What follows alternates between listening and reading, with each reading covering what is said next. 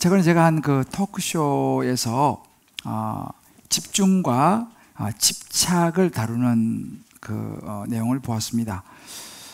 그래서 이제 그런 이야기를 하더라고요. 연애 또 이 사랑에 집중하다가 어느 경계선을 넘어서 더 가게 되면 그게 집착이 된다는 거예요. 집중은 필요하지만 집착은 안 된다. 뭐 그런 이제 내용이었는데, 집착이라고 하는 단어를 한번 국어사전에 찾아보니까요, 어떤 대상, 어떤 것에 마음이 사로잡혀서 헤어나지 못하고 매달림, 이렇게 이제 정의를 하고 있었습니다. 그런데 이 집착 중에서도 가장 심각한 집착이 있는데, 그것이 바로 뭐냐면 자기 집착이라고 하는 거예요. 자기 집착은 뭐냐 보니까 자기의 행복과 동기에만 집착하는 정상, 그러니까 나를 중심으로 세상을 바라보는 태도, 이것을 자기 집착이라고 하는 거예요. 근데 거기 정신과 의사분이 그런 이야기를 하더라고요. 예를 들어서 스토킹, 이 스토킹은 그건 집중이 아니라 집착이라고 하는 병이다 라는 이야기를 했습니다. 그러니까 우리가 뭐 사랑하고 좋아하는 것 그 자체가 나쁜 것이 아니라 그것에 빠져서 상대방은 생각하지도 않고 자기 생각, 자기 감정에 몰입하는 거, 이건 집착이 된다는 거예요. 그래서 그러면 집착으로 가지 않으려면 어떻게 되냐? 그 어떤 그 사랑이라고 하는 그 감정, 어떤 그 사건에서 좀 한 발짝 나와서 자신을 좀 객관적으로 보라는 거죠. 그럴 때에 집착으로 가지 않을 수 있다, 뭐 이런 이야기를 하는 내용이었습니다. 공감이 가는 그런 내용이었는데요. 사실 우리가 여러 가지 이 집착의 대상은 많이 있어요. 어떤 사람에게는 어떤 뭐 지식적인 이것이 될 수도 있고요. 어떤 사람은 어떤 사람, 대상, 또 혹은 뭐 돈, 어떤 권력, 또 어떤 그 관계, 또 어떤 사람은 어떤 자기의 욕망, 때로는 잘못된 자기의 확신이에요. 나는 100% 맞다 라고 하는 어떤 확신, 어떤 생각, 이 모든 것들이 사실 집착의 대상이 될 수 있다는 사실입니다. 그러니까 내가 좋아하는 것들, 이제 그것에서 이제 경계를 넘어가게 되면 집착이 되는 거죠. 그럼 이제 그 대상이 이제 우상이 될 수 있다는 것입니다. 근데 여러분, 성경에도 보게 되면요, 그런 여러 인물들이 나오는데 이 집착으로 무너진 대표적인 사람이 누구냐면 이스라엘의 초대왕 사울 왕이었습니다. 사울은 뭐 처음에는 그러지 않았지만 겸손하게 시작을 했는데, 이제 왕이 되고 왕에 있다가 보니까 이제 권력에 대한 마음이 깊어진 것 같아요. 그래서 어느 날 이제 골리앗이 쳐들어와서 싸워야 되는데 아무도 나서지 않을 때 이 다윗이 나서가지고 골리앗을 쓰러뜨리지 않습니까? 다윗이 막 이제 정말 많은 사람 인기를 끌었습니다. 그럼 많은 여인들이 말하는 거예요. 야, 사울 왕이 죽인 사람은 천천히라면 우리 다윗이 죽인 사람은 만만이다 라고 막 다윗을 막 칭송하니까 이제 이 사울 왕 마음에 이제 질투가 생기면서, 야, 이러다가 저 다윗이 내 왕위까지 넘보는 거 아니야? 이 분위기가 그렇게 가는 거 아니야? 내 자식 그 요나단이 있는데 요나단한테 내가 왕위를 물려줘야 되는데, 이런 생각에 막 점점 가다 보니까 어떻게 됩니까? 그 권력에 집착하면서 다윗을 죽이려고 하는 거예요.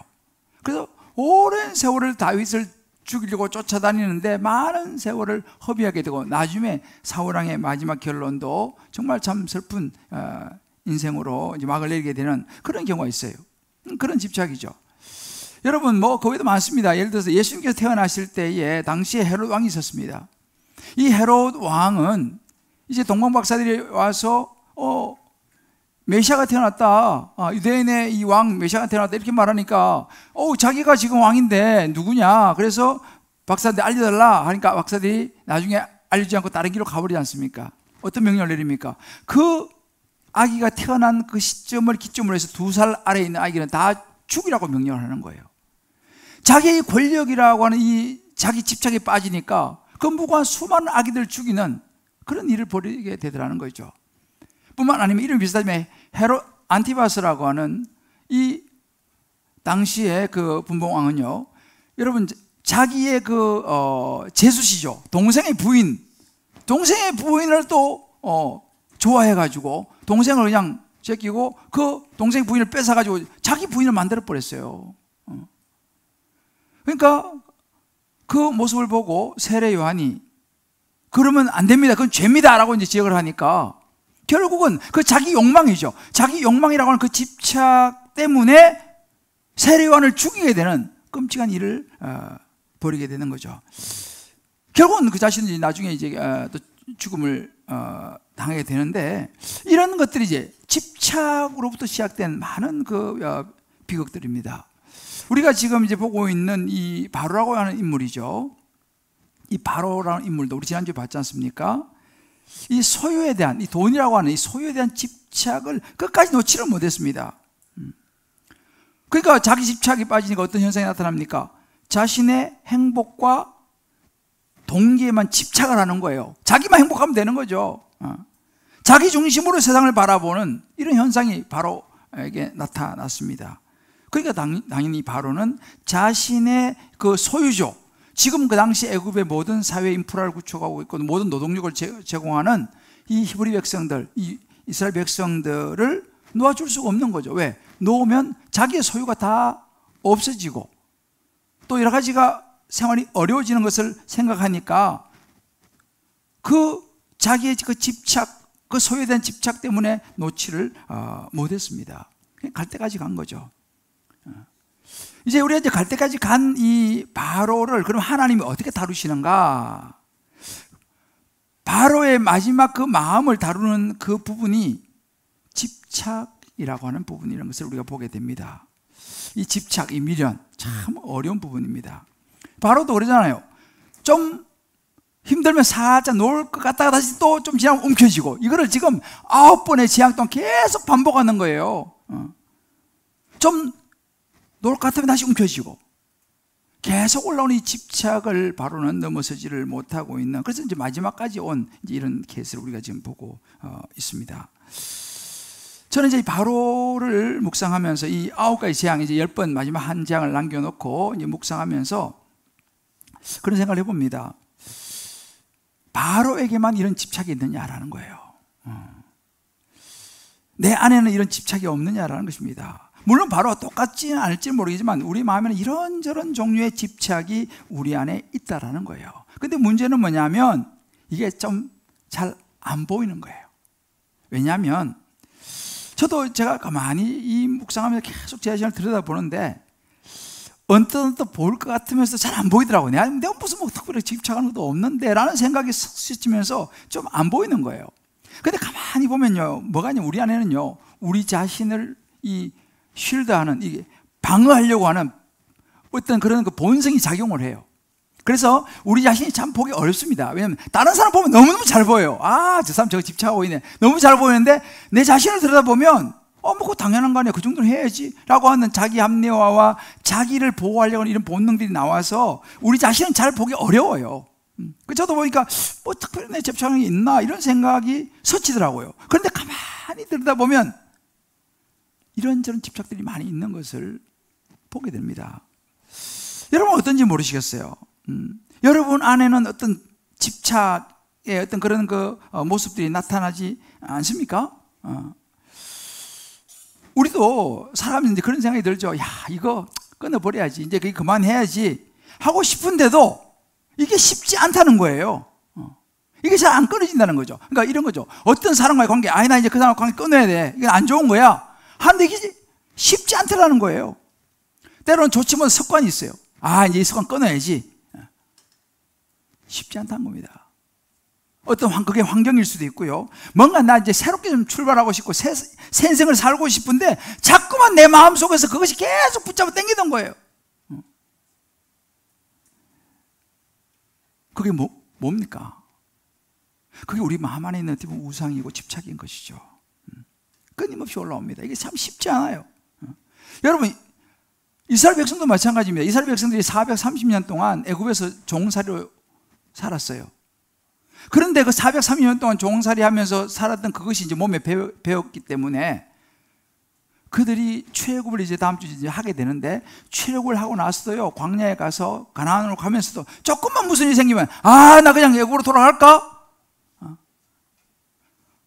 애굽이 그래도 좋았는데, 자꾸만 애굽을 집착하는 모습을 보게 돼요. 앞으로 이제 보게 될 겁니다. 왜요? 그만큼 오랫동안 배인 습성과 습관과 그런 애굽의 문화들이 이스라엘 백성들이 떠났음에도 불구하고 자꾸만 집착하게 만들고 돌아보게 만드는 그런 모습들이 이제 앞으로 나타나는 걸 우리가 보게 될 거예요.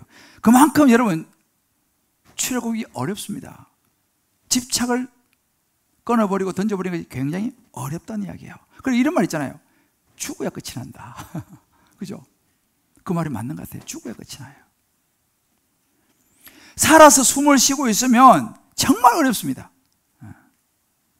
근데 여러분 보세요. 이제 이 바로가 이렇게 9가지 재앙을 만나고도 이 집착을 떨쳐버리지 못하는데, 하나님께서요, 마지막에 이제 집착이 끊어지도록 다루시는 마지막 카드가 뭔지 아세요? 죽음이었어요. 결국은 인간은 죽어야지 이게 끝이 난다 말이, 이게 틀린 말이 아니에요. 마지막 하나님의 카드는 죽음이었어요. 왜? 죽으면 더 이상 집착할 게 없어져 버리는 거예요. 다 엉켜지고 죽으면 다 사라져 버리지 않습니까? 마지막 카드는 죽음이었어요. 이제 이 부분은 이제 다음 주 마지막으로 이제 우리가 다르게 좀 구체적으로 다루게 될 텐데요. 오늘은 저와 여러분이 바로를 들여다보면서 이 바로를 마지막 다루시는 이 집착의 모습을 보면서 하나님 보시기에 좋지 못한 이런저런 종류의 집착이 혹시 내 안에 있지 않은가 한번 들여다보면서, 우린 바로의 길로 가면 안 되지 않습니까? 그래서 이 시간 성령께서 저와 여러분 각자의 마음 속에, 또 다른 모든 환경과 상황이 다르지만 속에 나도 모르게 끊임없이 올라오는 그 집착이 있다면, 그것을 정말 우리가 분명하게 분별해서 끊어내고 넘어서서 바로의 길을 가지 않는 출애굽의 인생을 갈 수 있게 되시기를 주님의 이름으로 축복합니다. 자, 오늘 이 성경은요, 그 밤에라고 하는 단어를 여러 번 써요. 하나님께서 내가 그 밤에 이렇게 말씀하십니다. 이제 이 집착을 이제 다루시는 이제 상황이에요. 애굽 땅에 다니면서 사람, 짐승, 막노라고 애굽 땅의 모든 천문 것 다 치고 내가 애굽 모든 신을 심판하리라. 나는 여호와라. 하나님께서요, 마지막 이 바로의 집착을 끊어내는데 장자의 죽음이라고 하는, 죽음이라는 카드를 딱 꺼내는 그날 마지막 밤의 이야기예요. 그리고 그날이 이제는 이스라엘 백성들이 애굽에서 머무는 마지막 날 밤이었습니다. 그런데 하나님께서 이제 가르쳐줘요. 너희들 어떻게 해라. 그런데 보니까 일단 6월절 양을 잡고 잡아서 그 피를 문설주 문 안방 좌우에 뿌리라. 그리고 아침까지 한 사람도 절대로 집 밖으로 나가서는 안 된다. 나가지 마라. 그리고 하나님께서 그 피를 보시면 그 안에 있는 사람들은 보호해 줄 것이다 라고 하는 말씀을 하나님이 주셨어요. 자, 이게 이제 6월절 밤에 일어난 일입니다. 그래서 저는 오늘 이 6월절 밤에 일어난 이 사건들을 잘 묵상해 보면요, 이 안에는요, 우리의 집착을 넘어설 수 있는 중요한 포인트가 이게 나와요. 우리가 집착을 넘어서야 하는데 어떻게 해야 되느냐? 바로와 같은, 그래야지 바로와 같이 어리석은 길을 가지 않을 거 아니겠습니까? 이 집착을 넘어서야지 말이죠. 그럼 어떻게 하면 되느냐? 오늘 성경이 우리가 보여주는 첫 번째는 뭐냐면요, 내 것을 내려놓는 적용이 필요하다라고 얘기해요. 내 것을 내려놓는 적용. 그게 무슨 말인가?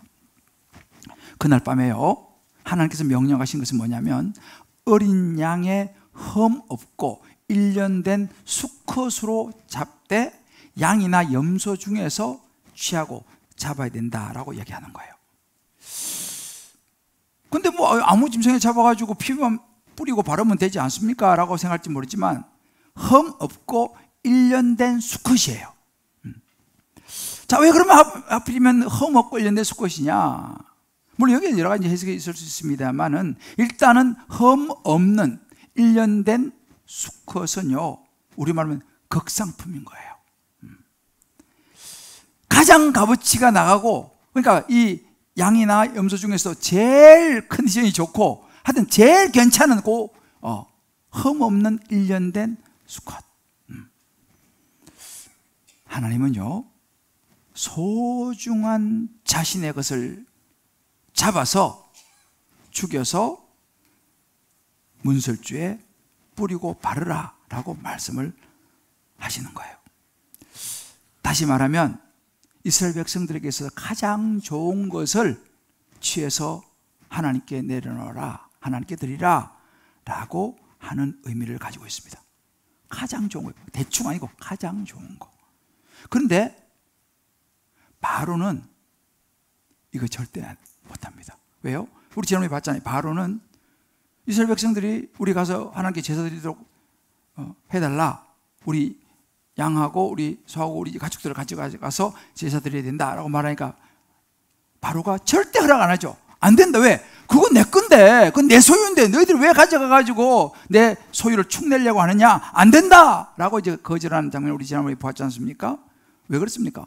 바로는 그거 내 거라는 거예요. 너희들이 그 가지고 있는 것을 가축 그거 다 내 거야. 못 움켜쥐고 못 놓는 거죠. 다 자기 거죠 생각을 하니까. 그러니까 이 바로는 그 소유라고 하는 집착을 놓지를 못한다는 사실입니다.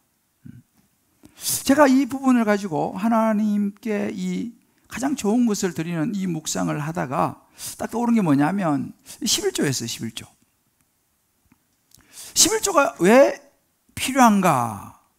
여러분, 11조를 뗀다라고 하는 것은 이유가 있어요. 성경에 보면요, 11조는 세 가지로 용도로 사용됩니다. 첫 번째는 뭐냐면 성전의 기물, 시설 그런 거 있잖아요. 그런 것을 하는데 이 11조를 썼고요. 두 번째는 성전에서 섬기는 제사장들, 레위인들 있지 않습니까? 그분들의 생활을 위해서 21조를 사용을 했어요. 세 번째는 가난한 이웃들을 돕고 구제하는 데 21조를 사용했어요. 이 세 가지 용도로 사실 11조를 구해 보면 사용을 했는데요. 그렇지만 또 우리가 이 다른 관점으로 생각해 보면 11조라는 것은 10개를 내가 가졌는데, 내가 열심히 일하고 해서 10개를 소득을 가졌는데 그 중에 하나는 떼서 하나님께 드려야 되는 거예요. 근데 이게 뗀다는 것이 이게 쉽지 않죠. 왜냐하면 다 내 거라고 생각을 할 수 있잖아, 우리가. 내가 더 열심히 해서 돈을 내서 버는 거니까. 근데 사실은 알고 보면 이 10개는 내 것이 아니라 하나님이 내게 주신 것인데 우리는 그걸 잊어버리고 마치 내 것이라고 생각하기 때문에 하나님은 그거 잊어버리지 마라, 너 그거는 다 내가 준 거야, 잊어버리지 말라고 장치로 주신 것이 11을 떼서 드리는 것이다 라는 것이죠. 여러분, 이 11조가요 되게 사실 쉽지 않은데, 군대 갔다 오신 분들 군대 유격을 하면요, 뛰어내리는 그 유격 있지 않습니까? 순자야 엄마하고 막 부르면서 뛰어내리는 게 있잖아요. 그게 11m라 그래요. 근데 그게 가장 사람이 두려움을 느끼는 그 높이라고 합니다. 그게 이게 연결이 되는지 모르겠지만 아무튼 그만큼 11조를 드리는 게 쉽지 않다 이 말이죠. 왜? 내 거라고 생각되기 때문에 그걸 떼어서. 그런데 그것을 떼어서 드리는 이것이 내 것이 아니라고 하는 나의 물질에 대한 집착을 끊어버리게 하는 하나님의 장치, 신앙 고백이라는 것입니다. 그래서 이게 어려우니까 하나님께 이렇게 말씀하셨어요. 말라기 3장 10절을 보면요, 어떤 말씀을 이렇게 말했어요. 너희 온전한 11조를 창고에 들여서 내 집에 양식에 있게 해라. 그러면 내가 하늘문을 열고 너에게 복을 쌀 곳이 없도록 붙지 아니한지 나를 시험해보라. 심지어 이렇게까지 축복을 약속하시면서까지 하나님은 우리 안에 있는 소유에 대한 집착을 끊는 장치를 11조를 통해서 하시지 않았는가라는 적용을 해봤어요.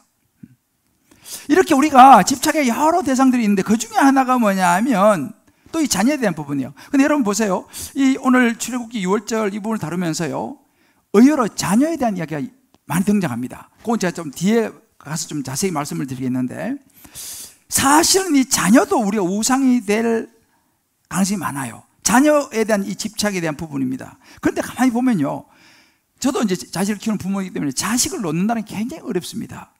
그런데 끝까지 우리의 자식을 움켜쥐고 있지 않습니까? 그러면 하나님 어떻게 하시냐면 결국은 놓을 수밖에 없는 환경을 만드시더라고요. 내 힘으로는 어떻게 할 수 없는 상황을 만들어버려. 그러면 이제 어쩔 수 없으니까 그때서야 자식을 놓는 그런 상황들이 많이 발생을 해요. 왜? 우리가 못 놓으니까. 내가 배 아파서 낳았잖아요. 내가 공들여서 키웠잖아요. 그러니까 내 소유죠 라는 생각이 우리에게 너무 강할 수 있기 때문에 그렇습니다. 그러니까 자녀가 의외로 집착의 대상이 많이 된다는 거죠. 근데 자녀뿐만 아니라 우리 뭐 직장도 그렇고 어떤 우리 삶의 어떤 목표도 그렇고 지금까지 내가 살아왔던 어떤 방식 또 집착이 될 수 있어요. 어떤 습관, 어떤 업적, 때로는 내가 좋아하는 어떤 내 취향, 그것도 집착의 대상이 될 수 있습니다. 학벌도 이 집착의 대상이 될 수 있고요. 심지어 공부도 그렇습니다. 공부도 보면 물론 뭐 공부를 뭐 오래 하고 열심히 하는 게 참 좋죠. 근데 가끔 이런 분들이 있어요. 연세가 좀 많이 드셨는데도 불구하고 계속 공부를 하신다는 거예요. 그래서 아유 이제 연세 많으시니까 이제 좀 주님을 위해서 봉사도 하시고 이렇게 좀 하시면 좋겠습니까? 잘 공부해야 된다는 거예요. 물론 뭐 오랫동안 공부를 하는 게 좋지만 사실은 되면 그 공부라고 하는 그 자체 집착을 하는지도 몰라요. 저는요 그 고시원에 제가 몇 달 머물면서 이제 대학원 시험을 준비한 적이 있어요. 제가 그때 고시원에 몇 달 있으면서 내가 본 게 뭐냐면, 지금은 물론 이제 고시가 이제 좀 이게 달라졌지만 그때는 뭐 다 고시적이니까 뭐 어떤 분은 5년, 10년, 막 15년, 20년을 공부하고 계신 분이 계시는 거예요. 나이가 많이 드셔가지고도 막 끝까지 하시는 거예요. 물론 이제 그 자체가 뭐 아주 귀한 일이긴 하지만은, 그걸 물어보니까 이번엔 될 것 같다는 거예요. 이번엔 될 것 같다는 거예요. 그래서 이번에 될 것 같고, 이번이가 1년, 2년, 10년, 막 15년 이렇게 세월이 다 그냥 공부, 고시원에서 이제 그런 걸 보면서도, 이것도 집착이 아닌가. 여러분, 도박이 그렇다는 거예요. 이번에 한 번만 더 하면 대박 날 것 같아, 터질 것 같다는 거예요. 한 번만 더 하면 이번에는 터질 것 같다는 거지. 그래서 이 도박이라는 것도요, 그걸 못 놓는다는 거예요. 이번에 될 것 같으니까. 그러다가 그냥 집안이가 망하는 그런 경우도 생기는 거죠. 여러분, 이게요, 참 이게 집착이 이렇게 어렵습니다. 그러니까 바로가 지금 재앙을 9번 만나면서 계속 못 놓고 있는 게 이게 집착이라니까요. 그만큼 어렵다는 것입니다. 바로만 그렇습니까? 근데 우리 성경에 보게 되면 이 집착을 놓는 한 사람이 나와요. 누구냐면, 여러분 잘 아시는 사도 바울입니다. 사도 바울은 사실 집착할 게 굉장히 많은 사람이었어요. 빌립보서 말씀 보게 되면 8일 만에 할례를 받았어요. 이건 정통 유대인입니다. 베냐민 지파 왕족이에요. 히브리인 중에 히브리인, 진짜 정통 유대인입니다.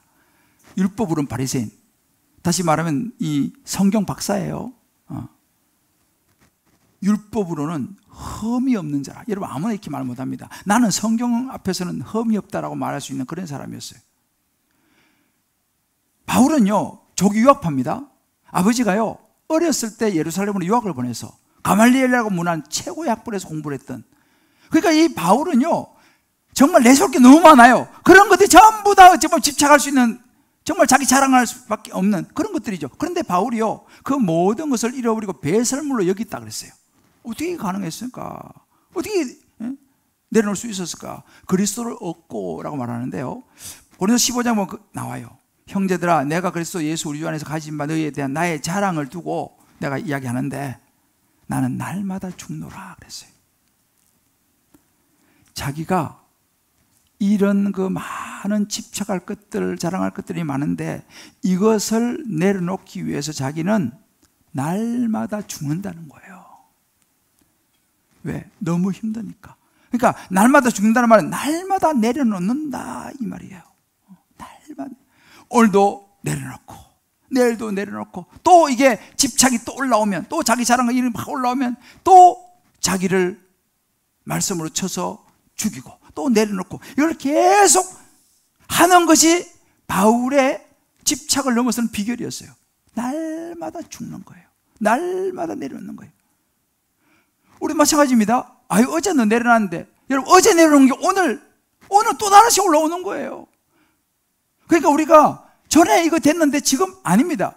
바울은요, 이런 굉장한 바울도요, 날마다 죽는다는 거예요. 날마다 내려놓는다는 거예요. 이걸 잘 봐요. 그만큼 이게 어렵다는 이야기입니다. 자, 우리 한번 좌우에 한번 서로 한번 격려합시다. 이 집착을 넘어서기 위해서 우리는 날마다 죽어야 합니다. 날마다 죽어야 된다는 거예요. 다른 방법이 없어요. 바울도 날마다 죽는다 그랬잖아, 그죠? 옆에서 한번 물어봐요. 근데 죽기 싫으시죠? 날마다 죽어야 되는 거예요. 바울도 죽어야 된다고 말하는데 저와 여러분이 안 죽으면 넘어설지 못한다는 이야기죠. 끊임없이 우리는 내려놓고 또 내려놓고, 오늘도 내려놓고 내일 또 아침에 또 내려놓고 계속 이걸 해야 한다는 겁니다. 우리 한번 적용해 보십시다. 자, 여러분들은 요즘 어떤 대상, 뭐 지식, 사람, 돈, 관계, 잘못된 확신, 뭐 신념, 편견, 선입견, 뭐 등이 많죠. 그런데 마음과 눈이 가고 사로잡힌 채 헤어나지 못하고 있지는 않는가라는 거예요. 다 없어질 땅의 것들, 이거 전부 다 없어질 땅의 것들이잖아요. 우리가 지금 못 놓는 거, 이게 다 없어질 땅의 것들을 하나님보다 더 집착하고 있는 부분이 무엇이 있습니까? 한번 여러분 다락방 가셔서 꼭 한번 나눠보세요. 집에 가셔도 가족들을, 애들 불러놓고요, 자, 우리가 한번 요즘 뭐 너 그렇게 많이 집착하고 있냐, 한번 나눠보세요. 하나님보다 그 없어질 거 그거 붙잡고 그냥 실험하고 있지 않냐, 한번 나눠보실 필요가 있어요. 두 번째, 집착을 넘어서기 위해서는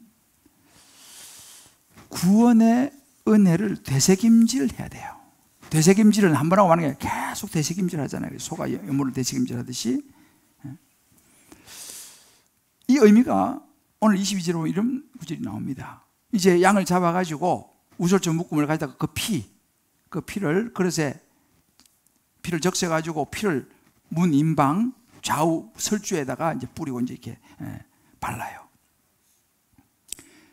그러면 23절 보게 되면 이렇게 말씀하세요.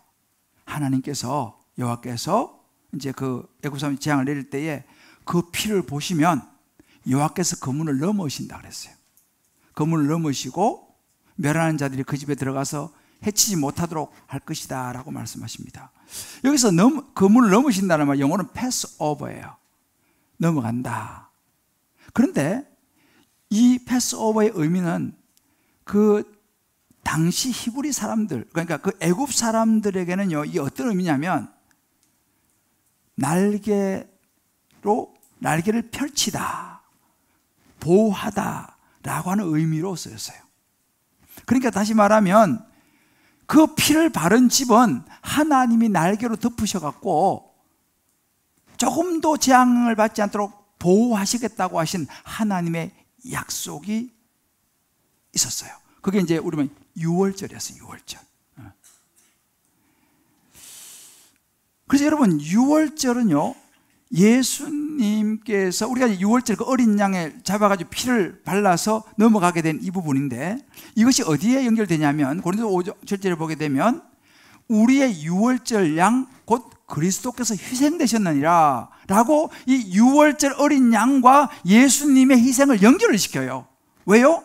묵은 누룩을 버리기 위해서. 묵은 누룩이 뭡니까? 우리 안에 있는 이런저런 어둠, 이 죄, 이 집착이라고 하는 이런 죄, 그런 죄를 넘어서고 그런 죄로부터 우리를 보호해서 우리를 구원해 주시기 위해서 6월절 양 대신 예수님께서 십자가에서 희생되시고 죽으셨다라는 것을 성경이 이야기를 해주고 있습니다. 여러분, 우리는요, 이 집착이라는 뿌리는 죄가 있어요. 그러니까 이 죄 문제를 해결하지 않고는 우리는 이 재앙을, 죽음이라고 하는 재앙을, 영원한 멸망이라는 재앙을 피할 수가 없어요. 그런데 예수님께서 우리를 위해서 십자가에 대신 죽으심으로 말미암아서 그 예수님의 보혈을 우리가 받아들이고 그 예수님이 나를 위해 십자가에 죽으시고 부활했다는 사실을 내가 인정하고 받아들이게 되면 그 예수님의 보혈이 우리에게 뿌려지게 되면 하나님은 우리의 죄를 넘어가신다 이 말이죠. 우리의 죄를 묻지 않으시고, 왜? 예수님이 해결하셨으니까 우리를 그 죽음의 재앙에서 건져내신다라고 하는 것이 오늘 6월절의 의미예요. 이 예수님의 은혜를 그러니까 우리가 어떻게 했냐, 날마다 잊어버려서는 안 된다라고 하는 거죠. 왜? 예수님의 십자가 우리를 위해서 죽으심으로 말미암아 우리가 구원을 받은 것이기 때문에. 그런데 이것이 그러면은 집착을 넘어서는 건 무슨 상관이 있냐라는 거예요. 상관이 있습니다. 여러분 보세요. 예수님이 저와 여러분의 십자가에 대신 죽으시고 부활하신 이 사건은 엄청난 사건이죠. 왜? 우리가 지옥가에서 우리가 죽어야 될 건데 예수님 대신 죽으셨지 않습니까? 이것을 우리가 하나님의 은혜라 그래요. 예수님의 구원의 은혜라 그래요. 근데요, 우리가요, 참 사람이 이게 저를 보면요, 너무 약한 게 살다가 누구한테 은혜를 입어요. 그러면 너무 고마워요. 야, 참 너무 우리 권사님 너무 감사하다. 우리 집사님 너무 감사하다. 내가 정말 우리 장로님 너무 감사하다. 이 은혜를 내가 어떻게 갚을까? 막 이런 생각을 들어요. 정말. 막 그런 생각이 들고 막 뭐라도 그냥 막 다 막 해주고 싶고 드리고 싶은데요. 참 사람이 간사한 게 시간이 좀 쏙 지나면요, 조금 희미해져. 그게 좀 희미해져. 그러다가 나중에 잊어버리기도 해요. 그러면은 물론 그것을 뭐 생각하고 있지는 않겠지만은 생각해 보세요. 내가 그 은혜를 잊어버린 거 아니에요. 그죠? 그러면 내가 그분에서 막 뭐 이렇게 막 해주고 싶은 건 마음도 쏙 사라져 버려. 여러분 반대로 생각해 보세요. 제가 진짜 어떤 분을 위해서 정말 정성을 기울였어요. 정말 정성을 기울이고 기도하고 정말 큰 엄청난 기도 제목이 있는데 그렇게 정성을 들여가지고 기도 응답을 받았어. 너무너무 좋아하는 거예요. 목사님 정말 감사합니다 하고 막 너무너무 좋아했는데 시간이 좀 쑥 지나다 보니까 잊어버리는 거야. 잊어버리는 건 두 번째고 나중에 돌아서 버려. 여러분 얼마나 소소하겠어요. 우리가 그럴 수 있어요. 근데 보세요, 우리가 하나님을 향해서 마찬가지예요. 나를 위해서 십자가에 대신 죽으시고 부활하셔가지고 나를 생명 주시고 나를 구원해 주셨는데 그 하나님의 은혜가 감사하다고 막 하고 기도하고 막 그러다가 세월이 지나가지고 예수님의 그 십자가의 은혜를 썩 잊어버리는 거야. 잊어버리면 어떤 현상이 생기냐, 집착이라는 게 싹 올라오죠. 전에는 그 은혜가 나를 막 차고 넘칠 때는 어떤 집착이라고 하는 죄 같은 거, 에이 그건 뭔 소리야, 내가 하나님의 은혜가 크고 내가 예수님의 십자가 은혜가 큰데. 그런데요, 이게 썩 희미해지면요, 이제는 그래 나도 좀 챙겨야지, 나도 좀 필요하지 하면서 내 집착이 저 올라오더라는 거예요. 그러니 우리가 이 집착을 넘어서기 위해서는 나를 구원하신 십자가 구원의 은혜를 날마다 되새김질하면서 은혜를 잊어버리지 말아야 되는 거예요. 잊어버리면 뭐예요? 배은망덕되는 거지. 하나님의 구원의 은혜를 잊어버리지 않는 저와 여러분 되시기를 주의 여러분 축복합니다. 그러면 우리가요, 집착 올라오면요 밀어낼 수가 있어요. 왜? 나는 그런 죄 지을 수 없어. 왜? 예수님의 십자가의 은혜가 나 생각하면 나는 그거 할 수 없어 라는 마음이 내 안에 있으면요, 집착을 넘어설 수 있는 거죠. 자, 우리 한번 좌우에서 이렇게 한번 격려합시다. 우리 예수님의 십자가의 은혜를 잊어버리면 안 됩니다.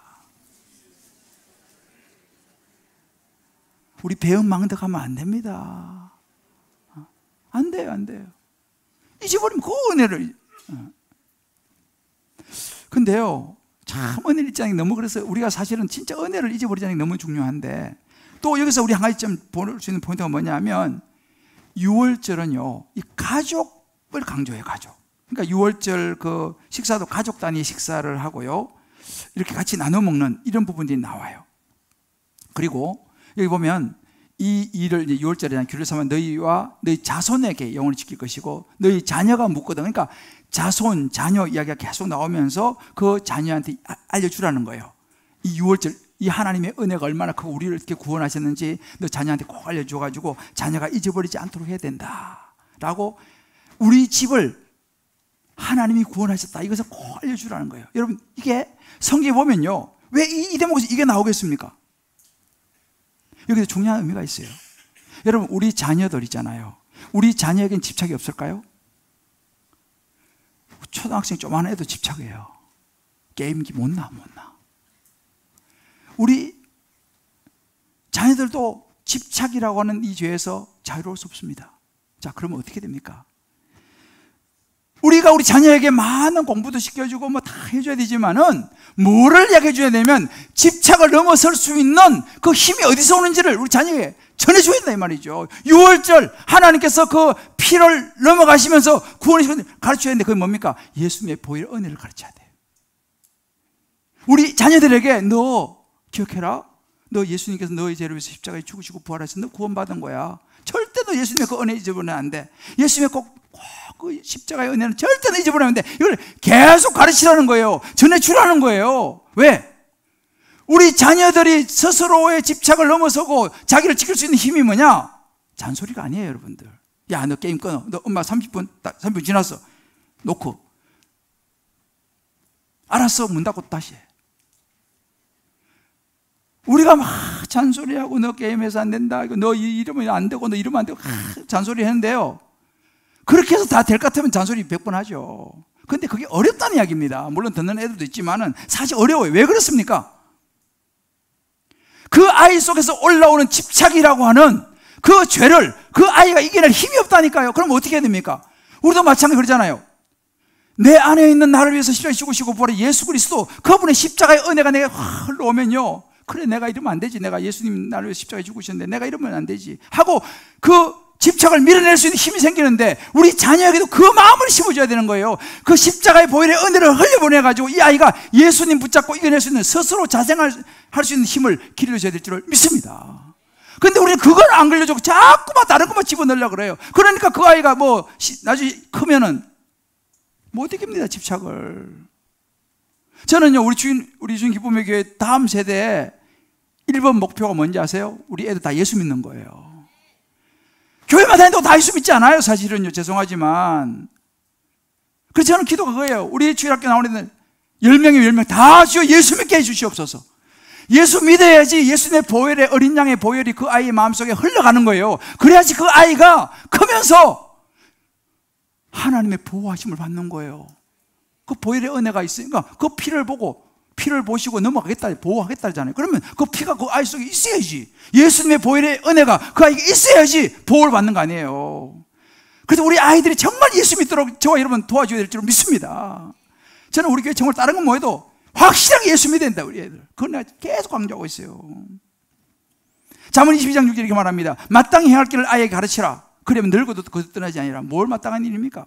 예수 믿는 거예요. 예수를 확실히 심어주면요 그 예수님이 우리 자녀를 지켜낼 줄을 믿습니다. 뭐 물론 재산을 많이 물려주고 뭐 좋게 다 필요해요. 저도 그렇게 능력화되면 해주고 싶은데 그거보다 더 중요한 것은요 영적인 유산을 물리셔야 돼. 영적인 유산, 예수 복음을, 예수의 보혈의 은혜를 아이들에게 물려줘서 그 아이들의 마음에 예수님의 은혜가 흐르도록 해야 돼요. 우리 한번 정해 보십시다. 저와 여러분은 매일 6월절 어린 양이신 예수님의 십자가 구원의 은혜를 되새겨 봅니까? 늘 되새김질해야 되는 거죠. 저와 여러분 집착하는 대상을 예수님의 구원의 은혜를 생각하면서 내려놓아 보셨습니까? 나 이거 엄청 하고 싶은데 그래 그래도 예수님의 구원의 은혜 생각하면 나 이거 하면 안 되지 라고 뿌리쳐 보셨냐는 거예요. 한번 여러분 각자가 집에 가서 진짜 이런 것들은요 다락방에서도 꼭 나누셔야 되고 집에서 애들 불러 모아놓고요 꼭 이거 나누셔야 됩니다. 너 예수님 너를 십자가에 죽으시고 부활한 예수님 믿니? 그럼 그 구원의 은혜 생각한다면 너 어떻게 해야겠니? 네가 집착하는 것이 뭐니? 그거 내려놓을 수 있겠니? 적용을 해봐야죠. 애들한테 그런 이야기를 해야 됩니다. 우리는 집착을 넘어서는 각자의 적용을 꼭 한번 해보시길 바라요. 가족이 가서 다락방에 나가서 꼭 해보셔야 돼요. 사랑하는 성도 여러분, 세상은요 즐겁게 살고 자기 좋아하는 것에 집착하며 살아가는 것이 행복이라고 말해요. 그 집착이 우리를 유혹해요. 야, 그 정도는 해야 되지. 네 좋아하는 거 해야지. 여러분, 우리 분명히 알아야 됩니다. 우리 하고 싶은 말 하고 하고 싶은 행동하며 사는 거, 그거 자유인 것 같지만 여러분, 그건 위험한 거예요. 왜요? 나도 모르게 나의 집착일 수 있으니까. 가끔 이랬어요. 아, 나는 뭐 솔직하게 나는 말합니다 하고 막 하고 싶은 이야기 다 해버려요. 여러분, 하고 싶은 이야기 다 하시면 안 돼요. 때로는 하고 싶은 이야기 이만큼 있어도 그것이 하나님의 구원의 은혜에 도움이 안 되면 참을 수 있어야 돼요. 다스릴 수 있어야 돼요. 물론 솔직함, 정직이 나쁜 건 아니에요. 그러나 여러분, 우리의 솔직함, 우리의 정직에 사는 건 나쁜 건 아니지만 우리의 솔직함이라는 것은요, 우리는 이미 죄인이기 때문에 말씀의 다스림을 받지 않으면요 다 자기중심적이에요. 그러니까 우리가 하고 싶은 말 다 하면 안 된다니까요. 말씀으로 우리 말을 하고 싶은 걸 다스려야 돼요. 하고 싶은 행동 다 해서는 안 됩니다. 말씀으로 그 행동을 다스려야 돼요. 나를 위해서 십자가에 죽으시고 부활하신 예수님의 그 은혜 생각하면서 때로는 하고 싶은 말도 참아야 되고 하고 싶은 행동도 참을 수 있어야 되는 거죠. 그래서 바울이 얘기했잖아요. 날마다 죽는, 그러니까 죽을 맛이지. 말은 이까지 나오는데 못하니까 죽으면, 그게 날마다 죽어야 돼. 날마다 죽는 거예요. 자, 좌우야미 합시다. 하고 싶은 말 다 하시며 사시면 안 됩니다. 말씀에 다스림을 받아야 돼. 하고 싶은 행동 다 하며 살면 안 돼. 어찌 보면 그건 자기 집착이에요. 나는 예수님의 보혈로 구원받은, 죄사함받은 하나님의 자녀라는 생각을 잊지 않고, 때론 내 능력과, 우리 저기 있잖아요, 능력, 업적, 자존심, 교만, 자기 마음대로 하고 싶은 완악한 마음, 그 전체를 총체로 딱 하나의 집착이라는 거예요. 예수님의 보혈로 이 집착을 넘어서고 꺼내낼 수 있는, 그래서 바로의 길로 가지 않고 가나안 땅 출애굽의 길로 갈 수 있는 인생 되시기를 주의 이름으로 축복합니다.